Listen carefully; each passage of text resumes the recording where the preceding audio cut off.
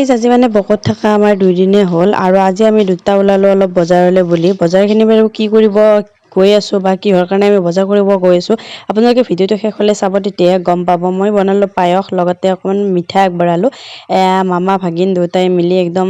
কি ফূৰ্তি গাইছ মানে আমাৰ ধনৰ আজি মানে 7 মাহ হ'ল 7 মাহৰ পিছত মানে কি তাক অকণমান ভাত খুৱাব লাগিব যিহেতু সেইটো কাৰণে আজি অকণমান পায়স মুখত দিলে সকলোৱে মিলি মামা মই মানে মোৰ মামা নহয় ভাগিন হয় ইজন